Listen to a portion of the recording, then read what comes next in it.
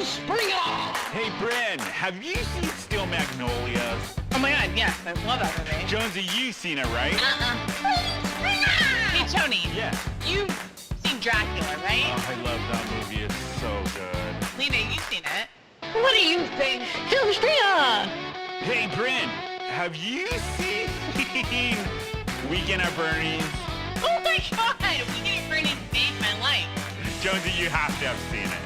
Oh my god, no, I haven't. Of course not. You've seen Nightmare on Elm Street. It's the best. That movie scared the out of me when I was a You know, kid. did it scare the out of you? I have not seen that one, and I will be praying for all of your souls. It's your Filmspringa, Lena. Haven't seen it. It's showtime! Hola, everybody, all you movie buffs and movie enthusiasts out there. This is Filmspringa. This is a show about all of your favorite movies and your sheltered friend who has never seen them.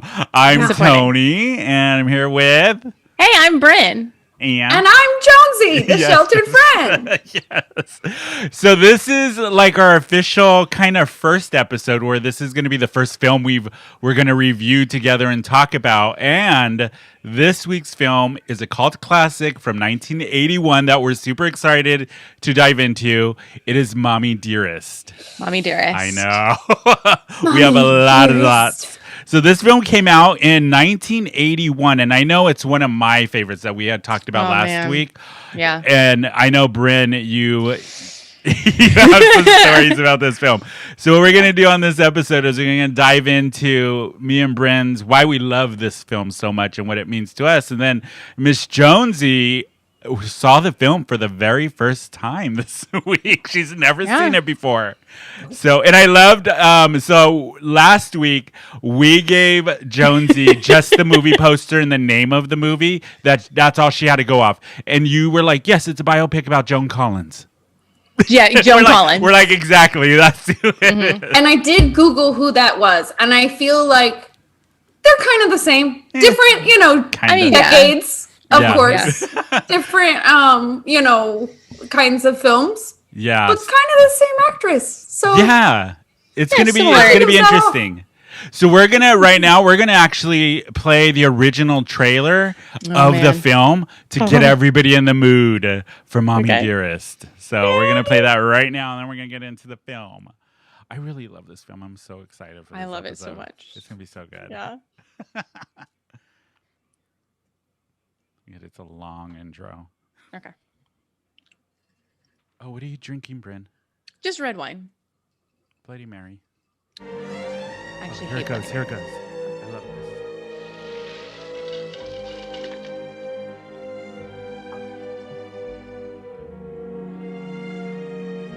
With her hands pulling the ice up and putting it on her face. Like when she's like all sweaty in that gray tracksuit. Yeah. she puts that tone on someone's face. Miss Joan Crawford. You know what's missing in my life? Come on, you've got everything you want. No, I don't. I want a baby. Out of the question. Don't you dare judge me. We have a moral and legal responsibility. And What you're really doing is denying one of your Faye children Dunn. the opportunity to live a wonderful and advantaged life. She You're a is lucky little girl. magnificent. And very expensive. Cost me a lot of favors. Christina, darling, I'm gonna make a perfect life for you. Are you having a happy birthday, Christina, darling? This is the best party I ever had. I love you, Mommie Dearest. I love you, Tina, darling. You lost again. It's not fair. You're bigger than I am. Ah, but nobody ever said that life was fair, Tina. I will always beat you. Then I'm not gonna play with you anymore. Ever. I'll tell you what you're gonna do. You're gonna march yourself upstairs to your room and will stay there. No, I won't. Yes, you will.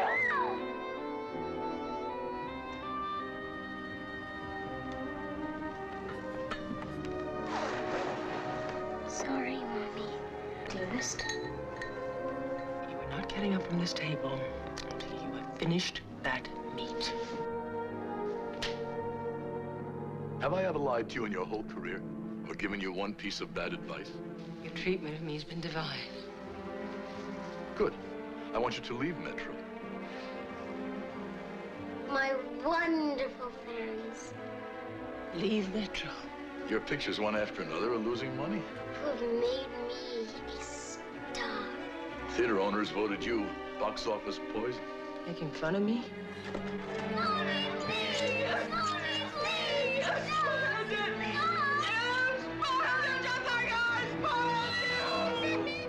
Mayor should know the price I pay. Truth is, you're getting old.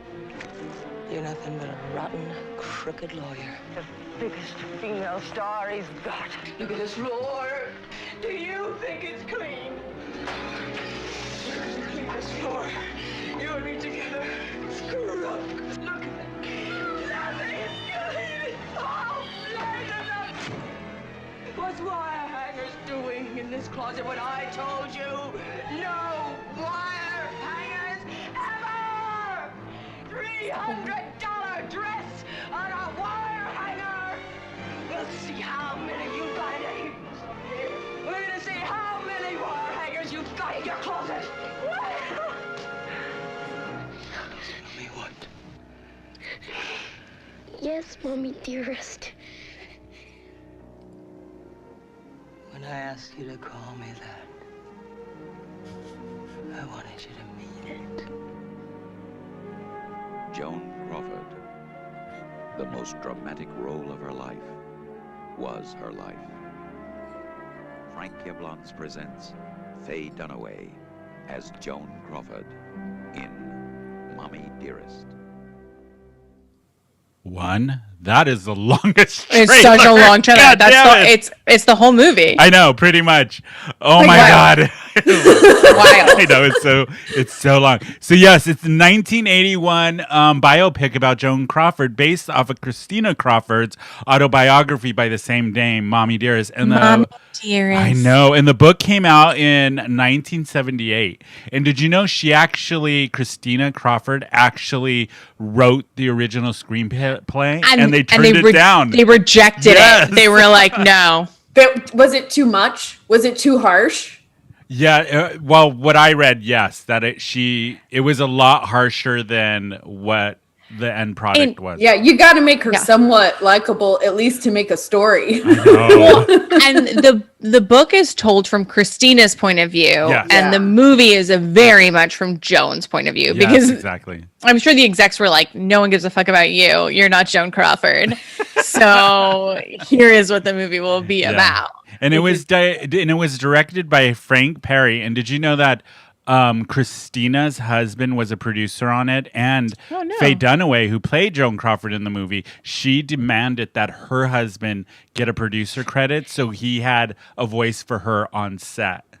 So the director, in an interview, said that he had two husbands, like on set all the time, just causing drama, pretty much. Oh my! That would drive me sounds crazy. like a nightmare. Yeah, and I heard Faye Dunaway was just awful, like terrible. Yeah, awful. Did a little bit of that method acting. But you know the actress who plays Carol Ann Ratanya Alda, she came out with an autobiography about She wrote a fucking autobiography about the autobiographical movie. No. And Is like that something like Surviving Mommie Dearest Yes. or something like Yes. that? Yes. I saw that briefly on social media, or not on whatever, Google. Could you imagine a movie being so impactful in culture that people will buy a book from a tertiary character talking about their experience making the movie? Like, wild. I would buy the little girl actors book about making a movie. Yeah. But her as a little girl, not her as an young adult. Christina. Yeah. Yes, exactly. But the film is all about Joan Crawford and her kids and how awful of a mother she was. Did you know Joan Crawford actually had 4 kids? She had a set of twins that aren't even mentioned in the movie at all. So in the recent cut that I saw, I think that there are 2 versions. In the recent cut that I saw, they are in the movie. Oh, really? At the very end. end. During their funeral when they're in the will reading? No. Christina goes to dinner with them. Oh. And Joan Crawford at the steakhouse. Yeah, I have to send you guys the cut. So they did. I think they were cut from the theatrical release of it. But they did film scenes, and it's them, and they look like the Shining twins grown up. Like that's how they have them styled. They're in like matching bows.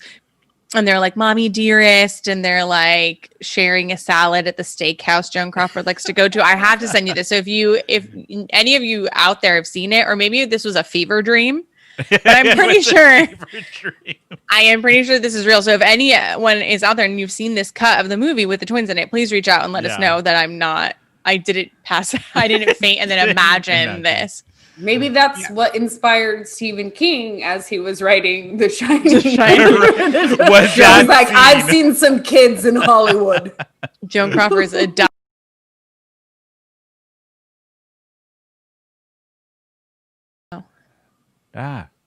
something happened with the sound. There we go. Okay. Okay. Yeah.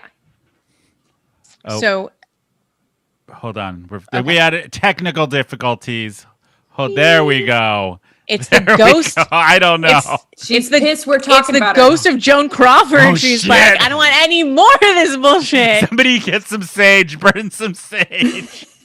I don't want to get hit with the wire hanger tonight. If there's anyone that you don't want haunting you, it's fucking Joan Crawford. Right. This movie was so triggering for me. Really? Okay, so Brynne, so I want to start with you. When did you first watch this film, and what has been your connection to this film? Because last week when we picked the film, we both were very excited about this because this was one of my top picks to expose Lena to, because she's never seen anything about it. So there's so many layers. Like, as you guys get to know me throughout this show, you will maybe hear nuggets of the fact that I have not the best relationship with my mother. So I first saw this movie in middle school, and I was like very much getting into the like super theater geek part of my life. And so like it was like multifaceted. It was very triggering because like there are scenes in this where I'm like, my mom has said exactly that to me. And I remember thinking oh, I am just married to Joan, or my mom is just Joan Crawford, but we're not rich and or famous or cool. But the other part was that like I remember Faye Dunaway's performance and just thinking like acting is ape shit, and I love it and I want to do it. Like just because it's so over the top and she commits so hard. That I just remember walking away from this movie feeling like triggered and terrible about my upbringing, but also like acting is like very much where I belong. What about you, Tony? I remember always hearing about this film, but I didn't watch it till probably my early 20s. And I just was so in awe of Faye Dunaway because of it's just every gay man's fantasy, like this powerful, bitchy, just hardcore, I don't think that's bossy, limited to gay men. Yeah, true. Bossy woman, but just it was every aspect of this film is like at 150% the whole way through. All the acting, everything, even the way the cinematography, the music they choose, the costume, everything is just so heightened. It's like a melodrama in a way. Yes. But I fell in love with it, one, because there are so many one-liners and so many good lines in this film. So it's so quotable. Yes, exactly. And the film, when it first came out, it actually did okay in the box office. It made $39 million off of a $5 million budget, but it won 2 Razzie Awards for worst film. For Faye Dunaway. Faye Dunaway has said that this movie ruined her career. Yeah. It took her a long time to even talk about it or even mention it. And I get it, man, because because she says that no one was able to disassociate her from this character. Yeah. because that's how I think of Faye Dunaway. I to do this too, day. yeah. This is how I think of Faye Dunaway. People don't remember the two the Tonys that or the Oscars she won for Chinatown, and then, The Network, and nobody cares. Bonnie and Clyde. Like nobody remembers that. They just remember her from Mommie Dearest as Joan Crawford. Two movies I haven't seen, by the way. Oh, those are great movies. Are you serious? Well, Chinatown is disturbing as well, but it's a classic. But I do have to wonder, since you guys said that she was a nightmare on set, is that why it ruined her career? You know what I mean? Maybe like little. I feel like it could have been an equal footing kind of thing. Like, but I think if she had just been like silently a douchebag, like a lot of actors are, like Marlon Brando. Yeah, exactly. And the fact that she's a woman, because we can go into like the whole gender dynamics of that too, but that's not for this podcast.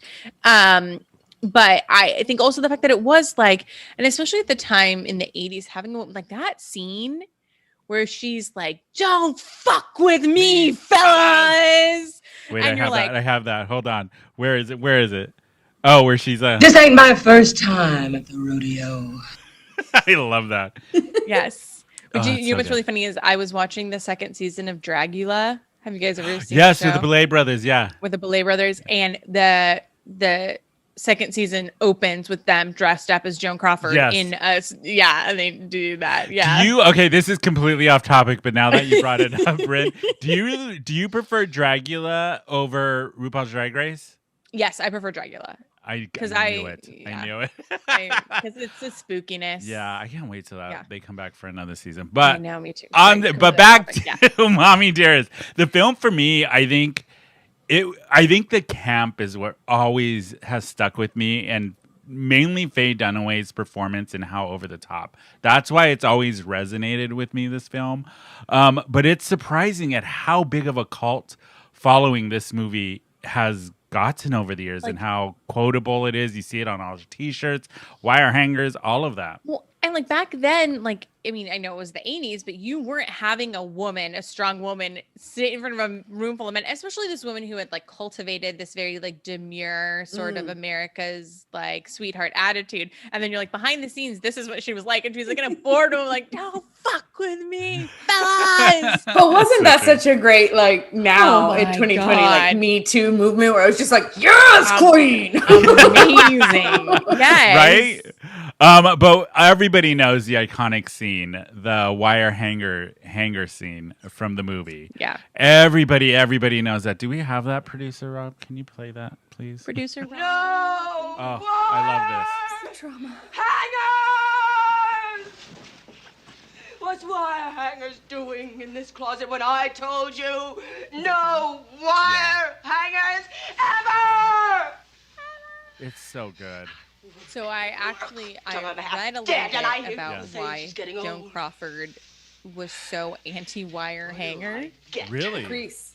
So I guess her Who cares as much mom worked for a dry cleaner at like a very difficult time in Joan's life. And I guess like she had a terrible relationship with her mother, but the wire hangers reminded her of being poor. And her mom working at this dry cleaners. Isn't that wild how that manifests? Yeah. I also read that Joan Crawford, when she first came to Hollywood very young, her mom or somebody made her get the back of her teeth taken out to make her jaw skinnier.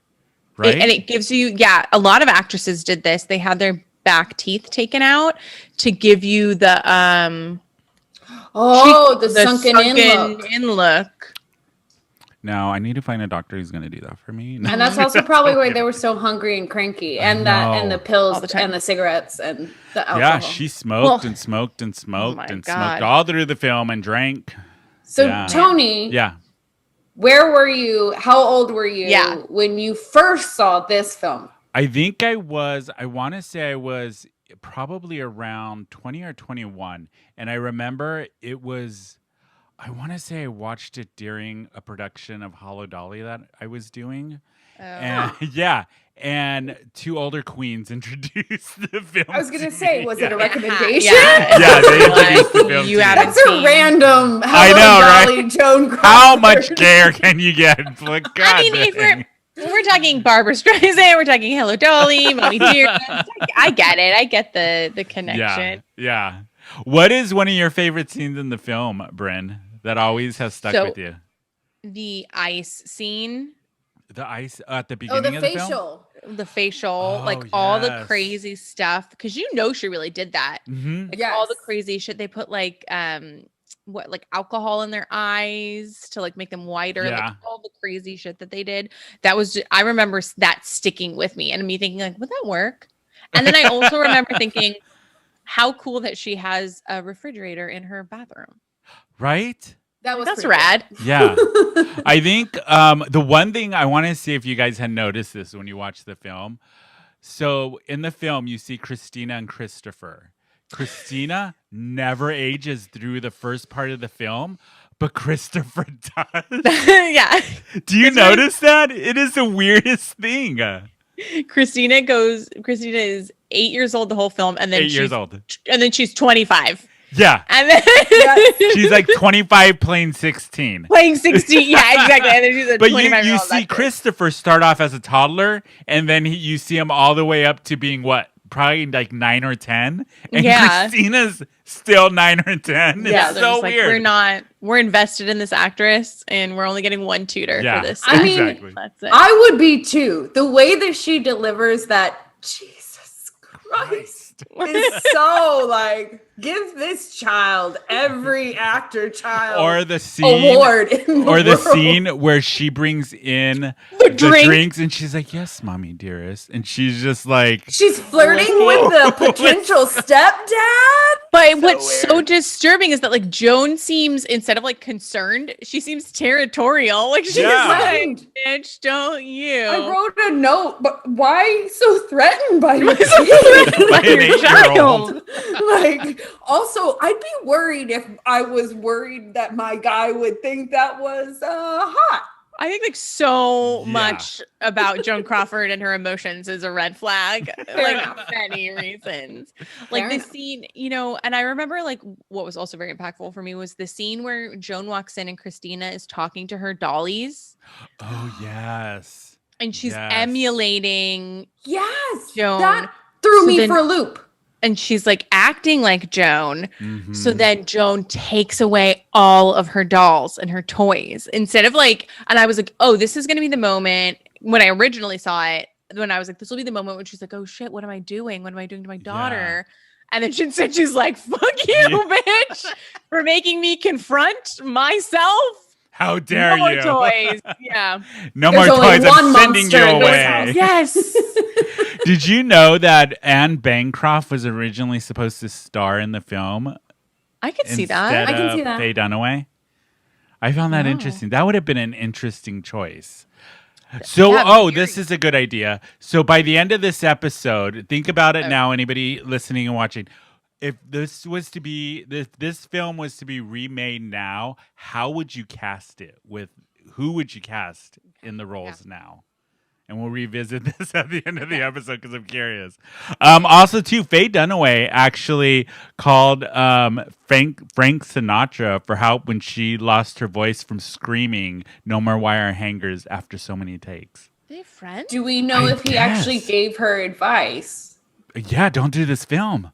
Yeah. I mean, Anne Bancroft obviously had the right idea. She was yeah, exactly. No, thank you. Also, too, in Christina Crawford's autobiography, she said that the term that Joan Crawford made her call her Mommie Dearest was a term of enslavement, is what it was, and that it took her years and years to get over it, over just those two words. I found that interesting in the autobiography. It's a brainwashing. Well, that makes sense. I mean, in the whole Dom sub world, it's yes, sir. Yes, what?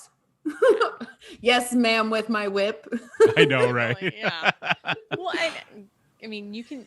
It's just, why did she want a kid? And I guess maybe that is my the common thread with which I always think this about my own mother. Why did you want children? Doesn't seem like you're very happy with them. Yeah. Why did you have a kid? Why did you do this? Why did you want this? Exactly. I think that's a big thing, especially generationally. Like I can think that with a lot of, moms from that I knew of my peers, if not, other family members, where it's just like everyone kind of thought that that's what you had to do. But yeah, it was like, why did you get kids? Because you wanted built-in fans and built-in love? Yeah, maybe. You're right. So, Lena, I want to get your take. So this was the very, very first time you've ever seen this film. Yes. So what was your initial reaction? Because I know Brynne and I came in watching this film again from a very nostalgic point of view and watching it because it meant a lot to us, like when we had first watched it. So for you, watching it for the very, very first time, give us your take on it because I'm very curious about this. Well, because it is so iconic with so many one-liners, like obviously I had an idea of what it was about. I knew the no more wire hangers, that kind of stuff. But the biggest thing watching it was I did not realize how bad it was. I did not realize how much they were just like, yeah, we're putting it on film. And also, this probably isn't the worst of the abuse because we're putting it on film. And it's just like, that's confronting. What? Yeah. Big time. Like, holy shit. What did you think of the acting? Like was it what you expected? Because as an actress, like how did you go in viewing it from an actress point of view? Well, like I said, I was super impressed with the girl who played little girl Christine. Yeah. Like I was blown away. Like even I feel like 40 years later, that acting still holds up. Yeah. Like I feel like that could still totally pass as acceptable child acting, especially the line, Jesus Christ. She just said it so subtly, which is not how a child actor would say that. She said it like a 30-year-old woman. Wait, hold on, you guys. Weathered. Brynne, is your mic down for some reason? You sound really quiet. I sound quiet? Yeah. Like your mic went down for some reason. Hold on. We're doing it live, folks. We're doing it live. Sorry, guys. Is that better? Yeah, that's better. There we go. Okay. But as an actress, Lena, was it like, did you go, wow, this is overacting? No, because I thought that this also might just have been how she was as a mother. Like it did not feel like it was that much overact. I will say the second half of Act 2 of the film very much felt like a stage production. Yeah. Like even the blocking, I felt like this looks like a set, and the blocking as if I was seeing it on a stage. Okay. So that felt very over dramatic. Definitely the lighting, the scenery, the hair, the makeup, but I don't know. I guess I kind of bought into Faye Dunaway's portrayal of the role because it felt fitting. Like you have to be that crazy to beat your child relentlessly with wire hangers. You have to be that crazy to full on tackle and strangle your daughter in front of not only your housekeeper, but a reporter who's writing a story about you and your wholesome family image. Like, and I had no doubt that these events had actually happened. Barbara, please. Barbara, please. I know. Yeah, so it felt, even if it may have been over the top and campy, it still felt like it fit within the world of the movie and how extreme the abuse this child went through. Lena, was it what you expected from all the hype and hearing everybody talk about, especially Brynne and I talking about it as one of ours, through our friendship? Did it live up to that, or was it what we had described to you? This was a movie, I have to say, that did live up to the hype. It was as grand and over the top and fun and enjoyable, but horrifying all at the same time. Like, I would say this one definitely lives up to the hype. Did you like it? Yes. Okay. Did you like it? I would recommend it. Did you like it better? Was it better than you thought it was expecting?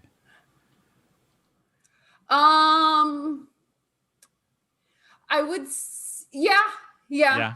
Okay. Because I wasn't expecting it to be so brutal. So I feel like the fact that the brutality of it didn't totally turn me off meant they raised the level enough, whether it's in the camp or whatever, that I could ride the wave with the whole movie and not just be like, oh my God, I'm so overwhelmed with how disgusting this subject matter is and how reprehensible to know that someone, like, it felt like, what do they call it? Like trauma porn or whatever. Like when you're just like watching something that's glorious. Like a train wreck and you can't look away. Yeah, but worse almost, you know, like it just, it could have gone that way and it didn't. Exactly. So one of the other iconic scenes in this film that could possibly be triggering for somebody is the huge fight between Faye Dunaway's character Joan Crawford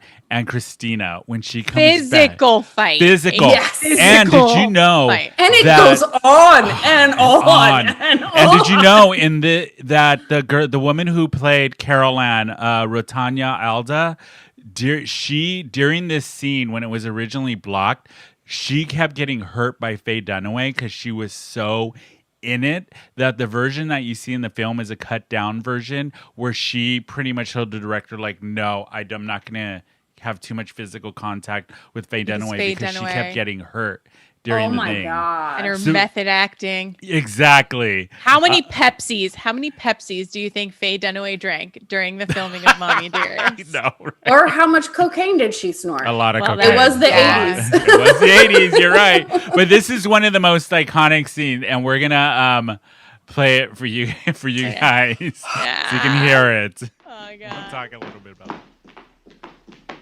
Oh, it's so good. But the overacting in this scene, though. Why do you deliberately defy me? Why did you tell her I got expelled? Because you did get expelled! That is a lie.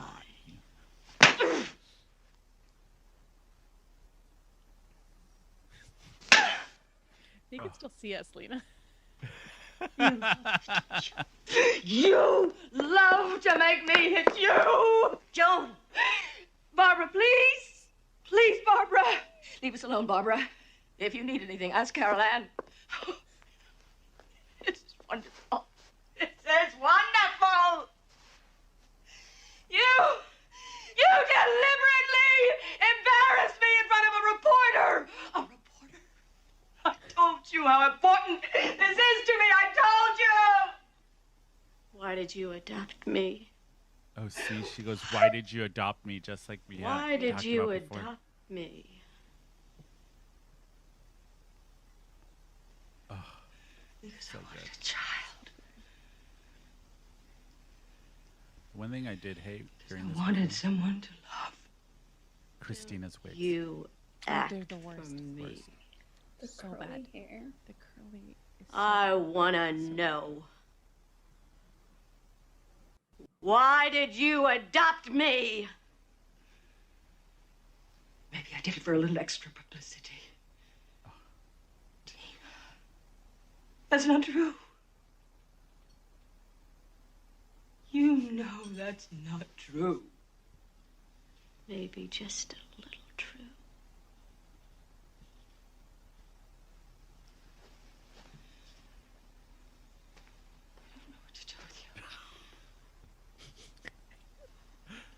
I don't know what to do with you. Why not?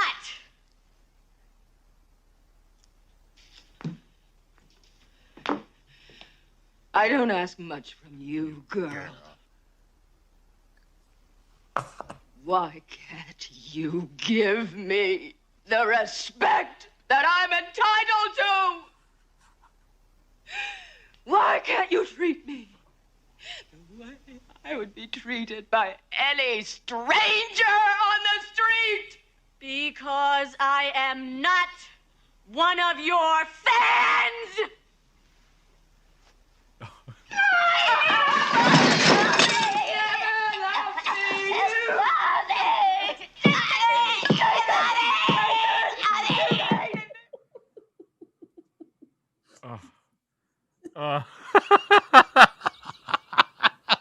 We're all laughing laughing.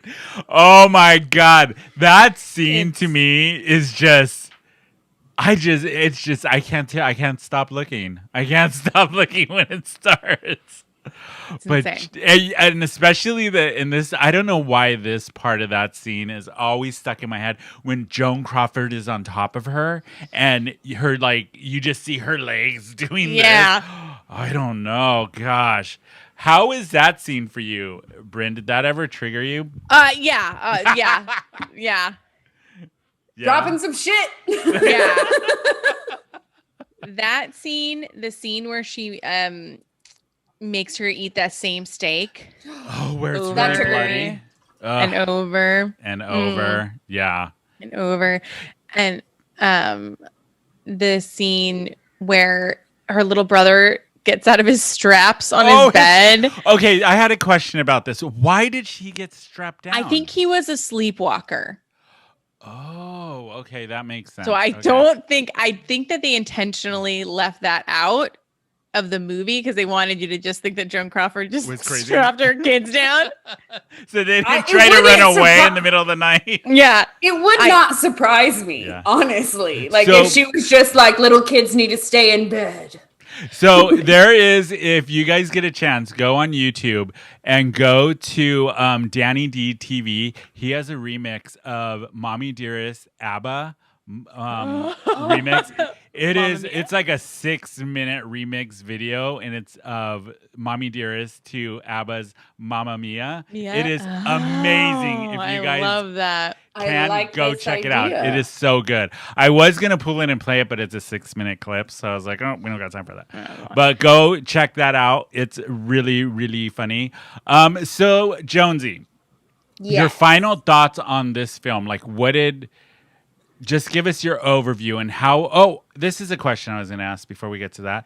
How would your parents have reacted to this? I was going to ask that. Yeah, yes. because what would Mommy and Daddy Jonsy think because for the audience, because you grew up very, very religious and very sheltered. So these types of movies were absolutely a big no. Not only because of the drinking and the smoking, which automatically would have been a no.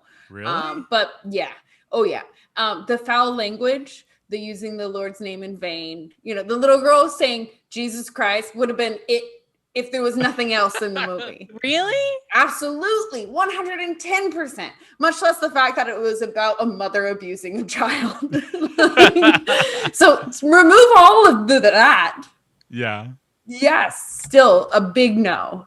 Big no. Big no. Are you glad you watched this film and now it's part of your film repertoire of films that you've seen? This is a movie I am grateful for being introduced to. Yay. Can we just talk about one thing, though, really quickly? Yes. I need this to be addressed before we forget. Can we talk about the fact that Christina was on a soap opera and she got sick and Joan Crawford... That made me so mad. I know. Honest to God, this is a real story. 60-year-old Joan Crawford took over her 27-year-old daughter's role on a soap opera. Adopted daughter. So you can't even say that they look alike at all. Older, just blur your eyes. They kind of look alike. No, they don't. Legitimately, and people were just like, "There's so many." People were like, "Yeah, I buy it." Sure. Joan Crawford wants to do this. Sure, that she thought it was a good idea. Could you fucking imagine having an abusive, famous mom like that your whole life? Yeah. You're in the hospital and you wake up and she is doing your goddamn job on TV. I would kill her. As a 27-year-old woman. Jeez. And you see that. You're like, can I have nothing? Yeah. Can I have nothing? But who let this happen? What producer, director? How did anyone thought this will work? Yeah. They're like, this is okay. This is an honest to God thing that people greenlit. And they were like, yes. They were like, yes, this will work perfect. There's a dude playing her husband that could be her son. No, it was the fiance. Because the whole scene of theirs is talking about the wedding. And she's like, the wedding. Yeah, that's right. Oh my God. I'm 60. This But I'm 25. This must be addressed. Like, what? It's That the was same. insane. Well, no, they had to balance it out because the first part of the film, they had the same actress that playing Christina all the way through. So they're like, well, we got to balance it out the other half of the film. Let's make Joan Crawford 60-something Honestly, act like 25. Everyone's ageless. Exactly. Going back to that, the only thing that messed me up there wasn't comparing the daughter and the little boy growing up, but was after she cut off her hair. And I'm like, okay, we're going to see either some time passing or the after effect of that brutal haircut. And then it was just like, bloop, nothing, full hair. Like, they were like, full hair again after that? Yes. Yeah, the very next scene, full hair. I was like, I guess we're just supposed to understand that time has passed. Yes. Or I guess. Like, if I was we've got one child actress and we've got one wig, and that is what's happening. That's all we have in the budget. That's it. That's it. Or the only way to show time passing is watching the little boy in the background. That's it. We're like, okay, he is 5 in this scene, so that means Christina would really be, I don't know, 3 years 8 or 9. passed. Yeah. But Joan Crawford really, and Faye Dunaway, Faye Dunaway really did look like her. Yes. They did a good job with that. Did you know that Joan Crawford in real life was a Faye Dunaway fan? She I was did a real know that. fan of hers. Yeah. Yeah. I found that interesting. Even with the film and everything, she was a legit Faye Dunaway fan. So that was Faye pretty cool. Dunaway was like, I'll make you roll in your grave, bitch. Well, Faye Dunaway's big hang up with the film was that there was too many cooks in the kitchen that were having her overplay it, and then some of them were wanting her to underplay it. So she felt like she couldn't give good justice to the character. The thing in the film that really disturbed me is the way it all ends with the will, which really did happen. How Joan Crawford left Christina and Christopher nothing. What about the twins? They did. She left in them. Real life. They in got real life, something? yeah.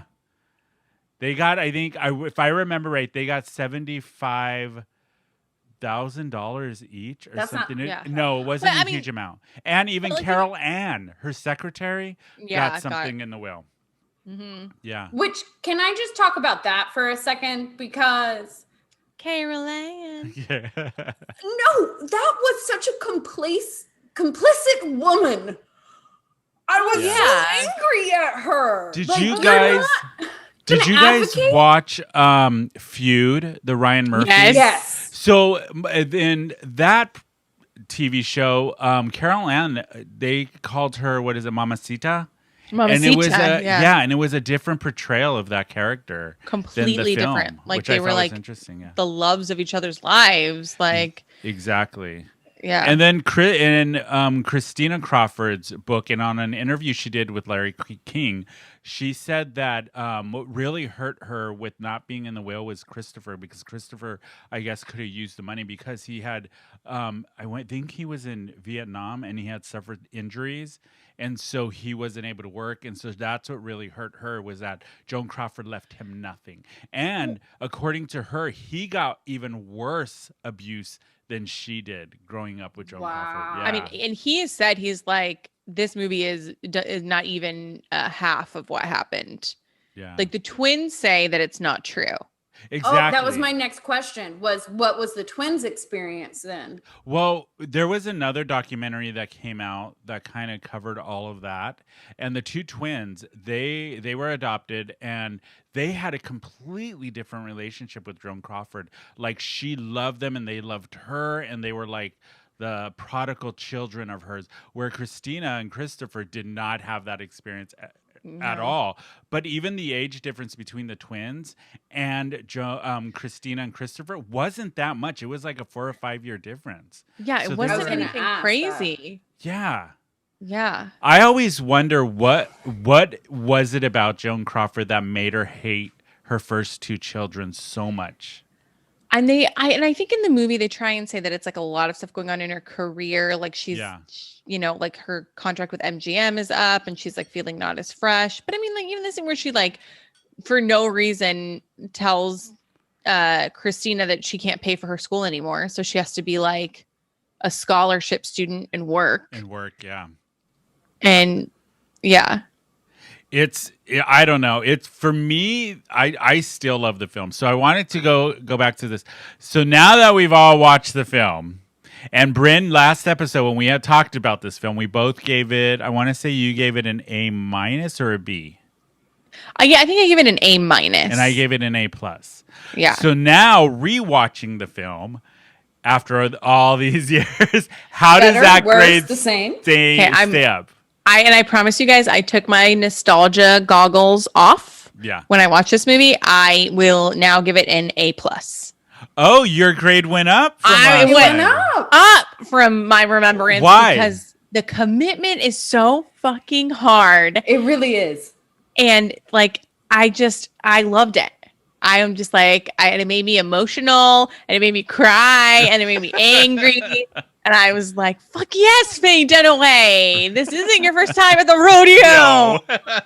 Yes. And I'm just like, yeah. Okay, what about you, Tony? What? So I gave it an A+ last time because I love this movie. Didn't change for me. Still love it. Still, when I watch it, I just get like, I want to be Joan Crawford. Yes. I want to be that bitch. I just want to. I want a refrigerator in my bathroom. I know. I want to wake up every morning just like with bandages and and then have a whole routine. Oh yes. Where I just like weirdly sweat on my back in a gray jumpsuit. I love you when she's running with the car. Yeah. She's running so slowly in this scene. But she's sweating so much. She's running so slowly. It made me diet pills. literally want to, after the film, grab a wire hanger and just beat producer Rob. Just because. and not in a kinky way. Well, maybe a little bit. That's what me and Rob did on the weekend. I dressed up as Joan Crawford and he was Christina. And then we like, no, I'm totally kidding. My dream relationship. So Jonsy, Lena, how would you grade this film? What are you going to give it as a grade since this is your first time at the rodeo with this film? Yes, and also this being our first film, I feel like it fits too. I'm giving this an A+. Yay! So it all got an A. So the grade I think if you've never seen this movie and you were a weird kid and you're sick and tired of people recommending movies to you that don't hold up, this one is enjoyable. It is traumatic, but it is enjoyable. It is. It still holds up. It's still, for me, I love the camp factor. Faye Dunaway still kills it in it, and I just love all the visuals, everything about it. So, I mean, I would also say very much trigger warning. Yes, very much trigger warning. To be kind to our audience members who may be experiencing this for a first time. Yeah, trigger warning. Speaking as someone who was triggered, it can also be cathartic. Yeah, I think this movie can. You got to work through it, you know? Exactly. Well, because Christine does wit. Like, I almost expected her to look directly into the camera after the guy was like, you guys get nothing. And then the brother's like, oh my gosh. And she did get the last word. And she's like, or did she? I almost wanted it to be proper, like, dun, dun, dun. She doesn't even say it once. It's like, or did she? And then it's like another one. Or did she? Yeah. You know what I mean? But she never looked at the camera. Mommie Dearest. I was waiting for it. I know, me too. So this is a part of the show where we are going to pair what cocktail and what snack you should have with this film when you decide to watch it. Any suggestions from you two? Vodka on rocks. Martini. I would say we're like a very dry martini. Vermouth martini. Yeah. Yes, that's what you. And what would you pair it with? Food, a martini and what? A raw steak. I was saying we said like steak carpaccio. Steak carpaccio would be perfect. Because that's enjoyable. So a very dry martini and a steak carpaccio. That's what you should watch this film and enjoy it with. I like that. And if you have a caftan, please wear a caftan while you're watching it. Like the one Christina wore when Joan goes to her apartment.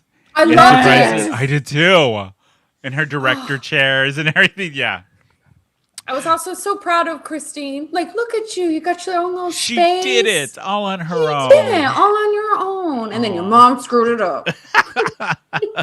Okay, so if you guys were to recast this film now, if there was going to be a remake, who would you want to play Joan Crawford, Christina? What other role in there?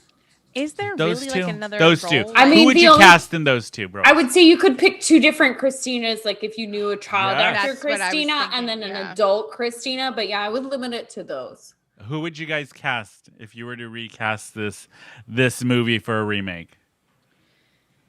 This is going to seem weird, but it. I think for Joan Crawford, I would cast Jane Krakowski? Not Jane Krakowski, Jane Krasinski. I don't know. What is she in? Jane from 30 Rock. Jane Krakowski. Is that Jane Krakowski? Yeah. Yes. Oh, interesting. Why? I just feel like she has the range for it. Okay. And the drama. And I feel like she would commit to it in a way that kept the sanctity of the camp. Oh, okay. But she would do it but she would do it in a real way, but in a way where because I could see a lot of actresses, I'm getting real into it now. I could see a lot of actresses saying, you know what, I'm going to take this and I'm going to like rehabilitate it and I'm going to make it the drama it was supposed to be and this like view into a tortured soul. And I don't want that. I want someone. Do you remember when Will Ferrell and Kristen Wiig did that Lifetime movie, but they played it completely serious? No. Oh my God, that we're doing that movie. Oh, we're gonna do that. What film is this? Amazing. Why does it sound familiar to me? They did a legit Lifetime movie about a surrogate or a babysitter that tries to kill Kristen Wiig and Will Ferrell. We can get into it later, but it is a legitimate Lifetime movie. It aired on Lifetime, and Will Ferrell and Kristen Wiig play it seriously the whole time. But is it supposed to be tongue in cheek? No, it's just supposed to be a Lifetime movie with Will Ferrell. I don't trust it. Okay, Brynne. Yes, Brynne, yeah. who would you cast as Christina? And I think for like high school Christina, Dakota Fanning. Oh, that's who I said. Really or good. Her sister. Her sister, yeah. Or Elle. Because depending on the age Yeah. you're trying to portray. Okay. What about you guys? Jonesy, you go first. So I actually did think the Fanning sisters. All right. And then I would have also chosen what was the girl who was the daughter on Mad Men and then she was in Sabrina the Netflix remake? Kiernan Shipka. Yes. Yeah, I feel like if we were talking about this like 15 years ago, I know I'm probably going same setting, but I felt like she had the child actor range. She made drinks on Mad Men. Like I could see it. Yes. She played Betty Davis's daughter in Feud. Yep. She did. And that might also have been some of the thinking. Yeah. So yeah. And then my Joan Crawford was actually I was thinking Angelina Jolie. Ugh, really? No. Hate it. But okay, here's what I'm thinking. That is so not what I thought you were gonna say, Jonesy. Maleficent meets what was that really bad movie she did directed by Clint Eastwood? All of them. No. Changeling. You're thinking a Changeling. Yes. So I was thinking like a Maleficent meets a Changeling because I don't think Angelina Jolie always sucks. I think sometimes, and I feel like she would have a lot of like Hollywood parent angst. Yeah. Because she's John Voight's daughter, that she'd be like, oh, I know how to do this. Okay, those are two very interesting. Really different. What about you, Tony? Well, I loved Jessica Lange's version of Joan Crawford. Yes. So it'd be interesting to see her actually do the film. Yeah. Who else? For Christina, I'm with you guys on the two actresses. The Fannings. Yes, the Fannings.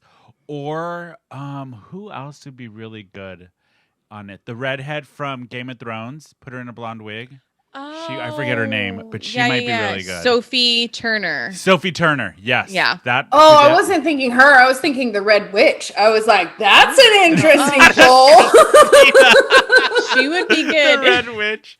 I would want to get like a really good, serious actress into the Joan Crawford, like a Meryl Streep type into the Joan Crawford, and see how they portray They do it. Do you know what I mean? Man, yeah, I do. Or pick somebody like totally left field that nobody would expect. Like throw Bette Midler in there. Give her a reboot. Oh, I right? would be very into that. That would be interesting. I got Turn it into a musical. I know. Yay! No more hangers. Just be like this super dark Auntie Mame. Yes. Which Auntie Mame do you like? The Rosalind Russell or the Lucille Ball one? I like the Rosalind Russell one. See, I'm particularly that. You've seen that, Jonsy. Auntie Mame? No. Mame. Oh, you're the worst. Oh, God. All right. Our entire lives, a life full of this. Sorry, guys. It gives you plenty of fodder. Yes. Yep. So now it is time for us to pick next week's film. And Brynne, this is your pick this week. You get to pick the film, so go ahead. So you guys, I mean, you know, it's going to be I know horror. what it is. It's going to be horror. Yay! Okay, what is it? I am thinking, Lena, have you seen Evil Dead? That's the one that's like a comedy, right? Yes. But then there's also some sequels? Yes, many sequels. I know I've seen one of them. The original? I cannot tell you. So are you going to do the original Evil Dead or the remake, Brynne, the 2013? I don't want to do the remake. So the original. Or if we're on the fence about it, then let's just do traditional original Friday the 13th. That's a good one. Have you ever seen any of the Friday the 13th, Jonsy? No, absolutely not. But we can go back to Evil Dead. No, now that I think about it, I don't want to do a comedy horror because we just did a camp. Let's do a straight up horror. Yeah, I agree with this. I agree. I'm looking for because I forgot to pull it before the show, the original movie poster so we can show Jonsy. Is this Freddy Krueger? No, that's Nightmare on Elm Street. This is Jason? The mask Well, she got that right. Yeah. The Halloween guy. The Shatner mask. I don't know. The Halloween guy is from the movie Halloween. Oh.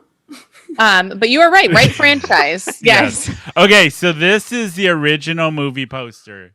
Jonsy, if you can see it. Hold on. Oh. What do you think this movie is about? I know Jonsy? I should have pulled it up ahead This of time. is this is the Invade Your Dreams nightmare guy. Sure, we'll go with that. Okay, yeah. Okay, Yeah, if that's what you think yeah. it is. No, Right. whatever you think. Whatever you yeah. think it is. And then we're going to see if you're right next week. No! You guys just said this wasn't Freddy Krueger. Or did we? Okay, or did we? Well, you don't know. So this is Jason Voorhees. I love when she tries to piece it together. We're not going to give you We're giving hints. you nothing. What do you think this movie is about? Go. You have like 1 minute. Go. Describe Teenagers dying and in awful, bloody, gory ways, and probably because they had sex, and there's supposed to be some moral compass, but really there's really just a bunch of jumps and throws and scares and stabbings. like every horror movie from the 80s. Yeah, but I never saw any. I know you didn't. You saw no horror. I am super excited for this film, Brynne. That is a great pick. I'm so excited. I have very strong thoughts about Friday the 13th when I first watched it. I have a very vivid memory of the first time I watched Friday the 13th. Oh, yes. Oh, this is I'll tell you fun. guys next episode. Yes, yeah. But we do have to hear real quickly your ratings of it. Yeah. Yes, okay. In the day, or at least what you think of as of now that you remember it. A+. A+. I'm gonna give it. I'm gonna give it a solid B. Okay. And I say this because it's been a long time since I've seen the movie. From what I remember, it was really cheesy, and I didn't get that scared. So maybe that's why a B. Plus, I haven't seen it forever, so I'm really curious to revisit this film. Please God, let it be cheesy and not scary. It's going to be horribly It's going to be terrible. But you guys, that's our first episode of Filmspringa. Yay! So we're done with Mommie Dearest. You guys, you can follow us on Instagram at Filmspringa, and we're Filmspringa on Facebook. Give us a follow. Subscribe to the Who Invited Her channel so you can see this show every Thursday at 8 o'clock. So we'll be here at 8 o'clock next Thursday talking about Friday the 13th. I'm excited for that one. I'm not. No, you're going to love it. I'm so excited. Yes. You're going to hate it. You're going to hate it. Thanks, friend. It's going to be a lot of fun, this Filmspringa journey with you, Jonsy. Yeah. But you guys, that is it. Jesus Christ. He ain't going to help you with this one. I was trying to channel Christine. I know. Christine. All right, you guys, that is it for us, and we will see you next week. Bye.